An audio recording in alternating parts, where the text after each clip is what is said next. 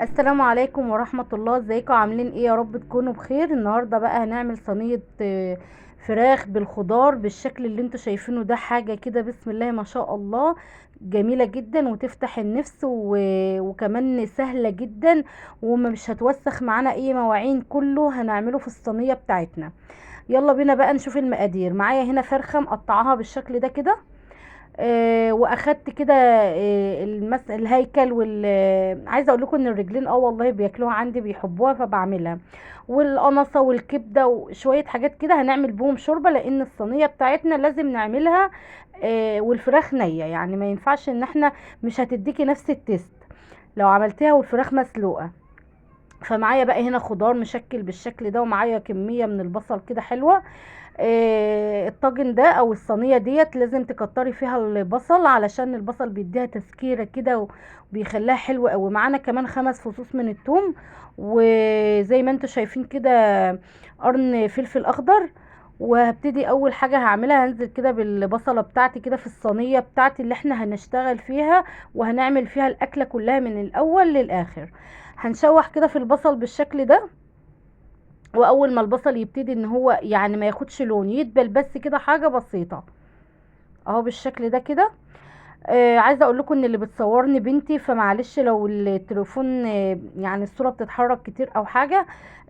استحملوني لان عندي مشكله في الاستند، فربنا يسهل ان شاء الله.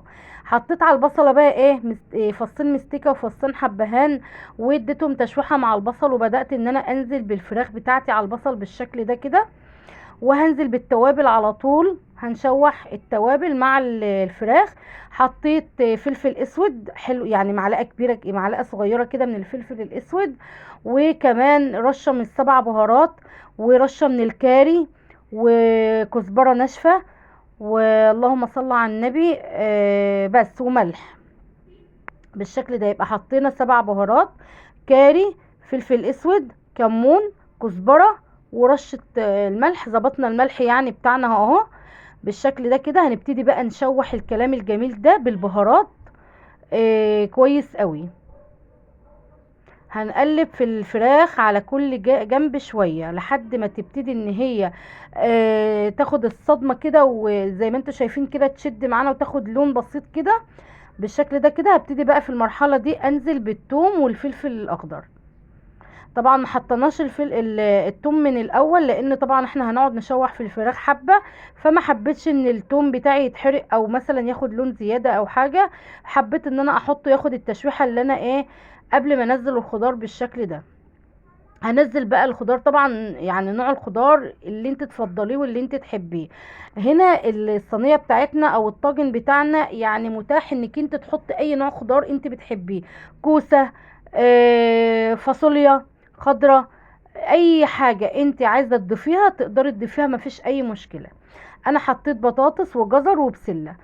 طبعا شوحت الخضار مع الفراخ بالبهارات شويه حلوين، وبعد كده نزلت بالصلصه الطماطم او دورق كده من الطماطم المعصوره بالشكل ده كده، ومش مصفياه يا جماعه. عايزه اقول لكم انا مش بصفي الطماطم بتاعتي غير في حاجات معينه، زي مكرونه، صلصه المكرونه لازم بصفي لها الطماطم. المحشي ما بصفلوش، الطبيخ ما بصفلوش الطماطم. هنعمل بقى هنا شويه الشوربه اللي احنا قلنا هناخد الكراكيب بتاعه الفرخه نعمل بيها. احنا بنقول عليها كراكيب. القنصه والكبده والرقبه والكلام ده كله بنقول عليها كراكيب الفرخه.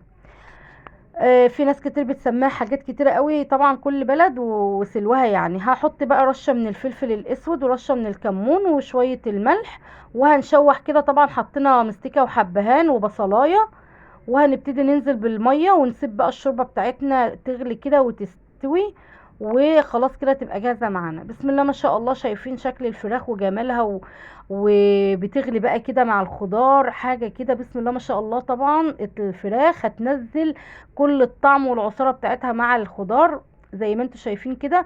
لما بدأت تغلي هديت عليها النار وغطيت عليها وسبتها بقى تستوي، عشان اضمن ان الفراخ تستوي كويس قوي.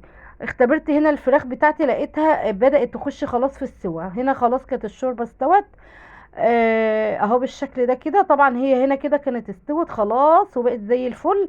هبتدي بقى دلوقتي اخش بيها على الفرن كده تاخد لون كده حلو قوي، اهو بالشكل ده كده بسم الله ما شاء الله، اظن الشكل يتحدث عن نفسه يعني. اهو بسم الله ما شاء الله. طبعا هنا خرجت من الفرن واخدت اللون الجامد قوي ده. هي مش محروقه ولا اخده لون زياده. عايزه اقول لكم ان هي كده حلوه قوي. يعني هي اذواق طبعا، بس احنا بنحب الحاجه المتحمره في الفرن تكون اخده اللون الشوي ده، ما تبقاش بيضه. فهي جميله جدا وما شاء الله. وكمان قلبتها يعني اديتها وش من فوق، ورجعت قلبت كل قطع الفراخ على الوش التاني، بحيث ان هي تبقى اخده اللون من فوق ومن تحت. يعني ما بحبش انا احمر الحاجه من على الوش وتيجي بعد كده تاكلي تلاقيها من تحت بيضه. بصراحه بحبش كده. اهو بسم الله ما شاء الله. عايزه اقول لكم الفراخ دايبه دوب، مش متحمله ايدي، دايبه كده دوب. اهو بالشكل ده بسم الله ما شاء الله. حاجه كده تحفه جدا. وكمان الخضار زي ما انتم شايفين كده مستوي كويس قوي. وغرفنا الاكل بتاعنا بالشكل اللي انتوا شايفينه ده. عايزه اقول لكم شويه شوربه كانوا جامدين جدا، والاكل كان تحفه فوق الروعه والله، مش عشان انا اللي عاملاه. ولايك على الفيديو، والسلام عليكم ورحمه الله وبركاته.